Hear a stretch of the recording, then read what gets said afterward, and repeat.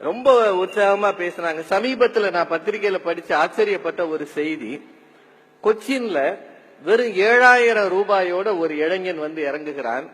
North இந்தியால இருந்து வந்திருக்கிறான். அவனுக்கு ஹிந்தி, ஆங்கிலம் தெரியும், மலையாளம் தெரியாது. அவன் கையில இருக்கிற 7000 ரூபாயும் ஓயாம செலவு பண்ணக்கூடாதுன்னு அவனுக்கு உத்தரவிடப்பட்டு இருக்கிறது. உனக்கு சாப்பாடு வேணும்னா நீ உழைச்சு சாப்பிடணும் அப்படின்னு அவங்க அப்பா சொல்லி அனுப்பி இருக்கிறார். ரொம்ப பரிதாபமா அவன் வந்து பஸ் ஸ்டாண்ட் ஓரமா நிக்கிறான். குளிர் அதிகமா இருக்கு. தங்கணும் அப்படின்னா மட்டும் சின்னதா 3rd ரேட் 4th ரேட் ஹோட்டல்ல அவன் ரூம் எடுத்துக்கலாம்னு அவங்க அப்பா சொல்லி இருக்கிறார். 150 ரூபாய் 200 ரூபாய்க்கு கொச்சின்ல சரியான ஹோட்டல் கிடைக்கல. 10 ரூபாய் 20 ரூபாய்க்கு தெருவோரத்து சாப்பாட்டை அவன் சாப்பிட முயற்சி பண்றான். மூட தூக்கலாம்னு போறான். அவன் அழகா இருக்கிறத பார்த்து யாருமே சேர்த்துக்க மாட்டேங்கிறாங்க. அப்படியே ஒரு வாரம் அப்படியே தெருவிலேயே சுத்திட்டு கடைசியில ஒரு ரெஸ்டாரண்ட்ல வேலை கிடைக்கிறது. அந்த ரெஸ்டாரண்ட்ல போய் அவன் வந்து ஒரு வெயிட்டரா உட்கார்ந்துருக்கான். அங்க எச்சில் தட்டு எடுக்கிறான், டேபிள் துடைக்கிறான்.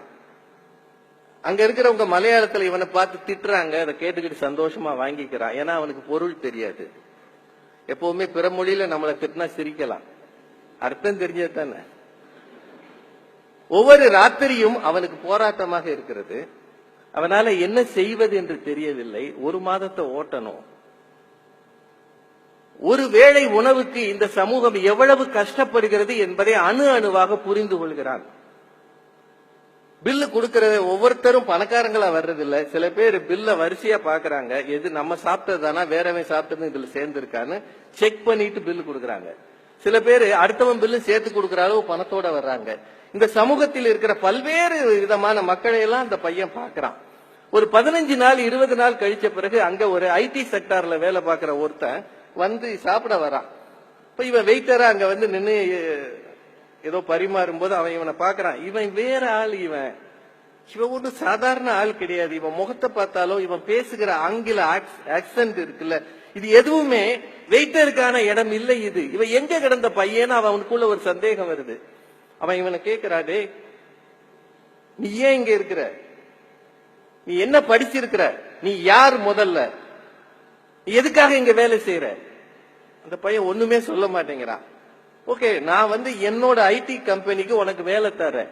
அங்க வந்து இதை விட டீசென்டா எச்சில் தட்டி எடுக்கிற வேலை வேண்டாம், கொஞ்சம் டீசென்டா ஆபீஸ் பியூன் மாதிரி வேலை தரேன். உன்னை பார்த்தா எனக்கு ரொம்ப பிடிச்சிருக்கு, நீ என் கூட வேலைக்கு வர்றியான்னு கேக்குறான். இவன் வர்றேன்னு சொல்லிடுறான். ஏன்னா இவனுக்குள்ளேயும் கொஞ்சம் சௌகரியமா இருக்கணும்ன்ற ஆசை இருக்கு. அடுத்த நாள் இவன் அந்த ஐடி செக்டார்ல வேலை பார்க்கறவன் போய் அவங்க ஃப்ரெண்ட்ஸ் எல்லாம் சொல்றான், இந்த மாதிரி ஒரு பையன் ரொம்ப அழகா இருக்கான், பணக்கார பையன் மாதிரி தெரியுது, அவனுக்கு வேலை கொடுக்கலான்னு நான் சொல்லிட்டு அவன் மொபைல் நம்பரை வாங்கிட்டு வந்திருக்கேன்னு. அவன் ஃப்ரெண்ட்ஸ் எல்லாம் சொல்றாங்க, உனக்கு இது தேவையா, அவன் யாருன்னு தெரியுமா, ஏற்கனவே தீவிரவாதிகள்லாம் இப்ப உள்ள வர்றாங்க நம்ம நாட்டுக்குள்ளன்னு சொல்றாங்க, கண்ட கழுதையும் வேலைக்கு வச்சு உன் உயிருக்கு விலை வைக்காத, விட்டுரு அப்படின்றான். அதுக்கப்புறம் இந்த பையன் அந்த ஹோட்டல்ல இருந்து அவனை பலமுறை கூப்பிடுறான். அவன் போனே எடுக்க மாட்டேங்கிறான். அதுக்குள்ள 1 மாதம் முடிஞ்சிருது. 30வது நாள் அந்த பையனை அழைச்சிட்டு போறதுக்கு குஜராத்ல இருந்து ஒரு பெரிய டீம் வருது. அந்த பையன் இந்தியாவின் முன்னணி எக்ஸ்போர்ட் நிறுவனம் டைமண்ட் எக்ஸ்போர்ட் நிறுவனத்தினுடைய முதலாளியின் மகன். பல 1000 கோடிகள், தொலக்கியா ஃபேமிலி, இந்தியன் எக்ஸ்பிரஸ்ல அதை பத்தி செய்தி வந்திருந்தது. பல 1000 கோடிகளுக்கு சொந்தக்காரர் தன்னுடைய ஒரே வாரிசை எச்சில் தட்டு எடுக்க அனுமதித்திருக்கிறார். வாழ்க்கைனா என்னன்னு தெரிஞ்சுக்கோ. முதல்ல போய் go to the grassroots, தெருவில் நில்லு. ஒரு பைசாவுக்காகவும் கஷ்டப்படு, ஒரு பைசாவுக்காகவும் முயற்சி செய், ரத்த வேர்வை சிந்து. அப்படி சிந்தி வருகிற பணம் தான் உன்னை உயர்த்தும் என்று அந்த பையனுக்கு சொல்லி தந்திருக்கிறார். அவன் அமெரிக்கால படிச்சவன், அவனோட ஸ்டடிஸ் எல்லாம் யூஎஸ்ல. ஆனா அவன் தெருவில் வந்து கொச்சின்ல எச்சில் இலை எடுத்திருக்கிறான். இப்படி சொல்லி தருகிற பெற்றோர்களும் உண்டு, மறந்துடாதீங்க. தொழில் தொடங்கணும், மேல போகணும்னா எளிமையில் இருந்து மேல வரணும், உயரங்களிலேயே இருக்க முடியாதுன்றதுக்கு இது உதாரணம். தயவு செய்து உங்களுக்கு எல்லாம் இது சொல்றேன். எங்க அப்பா எனக்கு என்ன பண்ணி கொடுத்தார், என்ன சொத்து சேர்த்தார், கிழிச்சார் இவர் அப்படின்னு பேசுகிற உங்களுக்குள்ள இந்த கேள்வியை வச்சுக்கோங்க. 7,000 கோடி 8,000 கோடி வச்சிருக்கிறவன் தன் மகனை ஒரு மாதத்துக்கு தெருவில் விட்டான்.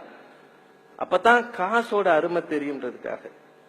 இப்போ ஒபாமாவோட பொண்ணு சாஷா ஒபாமா மசாச்சுசெட்ஸ் ஏதோ ஒரு மாநிலம், எனக்கு சரியா பேர் தெரியல, அங்க போய் ஒரு வெயிட்ரஸா வேலை பார்த்தாங்க. நீங்க பாத்திருப்பீங்க பத்திரிகைகள்ல. President of USA. ஆனா அவங்க மகள் ஒரு சாதாரண ரெஸ்டாரண்ட்ல வெயிட்டரா இருந்தாங்க. அவளும் டேபிள் கிளீன் பண்ணா. உலக நாடுகள் முழுக்க எளிமையில் இருந்து தொடங்க வேண்டும் என்று ஆசைப்படுகிறார்கள். முன்னேற நினைக்கிற நீங்கள் எல்லாரும் எளிமையில் இருந்து தொடங்க ஆசைப்படுங்கள். எடுத்த உடனே உயரத்துக்கு போயிடணும்னு நினைக்காதீங்க. அப்படி நினைத்தவர்கள் இந்த சமூகத்துல பெரிதாக சாதித்ததில்லை. ராக்ஃபெல்லரை பத்தி கேள்விப்படுறீங்க. 42 நாள் தை கட்டிக்கிட்டு ஒரு கம்பெனியா ஓடி ஓடி இறங்கினாரா. 42 நாள் கழிச்சு தான் அவருக்கு ஒரு இடத்துல ஒரு சின்ன வேலை கிடைச்சதா. எதுவும் இந்த சமூகத்தில் எளிமையாக கிடைக்காது. சிரமப்படுங்க. நீங்க எந்த பணிக்கு போனாலும் உங்கள் சிலுவையை நீங்கள் சுமக்க பாருங்கள். Don't shift it on others. என் வேலையை எங்க அப்பா பாத்துக்கணும், எங்க அப்பால இருந்து நான் வாங்கிக்கணும், அப்படி அல்ல. உங்களுக்குள்ள இருக்கிற தனித்திறமை. வைரமுத்து சாருடைய திறமையில மதன் கார்கி போய் ஒட்டிக்கல, தன்னோட சுய திறமையில அவர் நிக்கிறார். அதுதான் சிறப்பு, அதுதான் சிறப்பு. உங்க அப்பா போட்டு வச்ச ராஜபாட்டையில நீங்களும் ஓடலாம் என்று நினைக்காதீர்கள். இந்த சமூகம் அதை ரொம்ப நாளைக்கு அங்கீகரிக்காது. உங்கள் சுய திறமை என்ன என்று தேடி பாருங்கள். அது உங்களுக்குள்ளேயே இருக்கிறது. அதுதான் மேடம் சொன்னாங்க, உங்களுக்குள்ள இருக்கிற உங்களை தெரிந்து கொள்ளுங்கள். What is in store for you, அதை உங்களிலிருந்து எடுத்து வெளியே கொண்டு வாருங்கள்.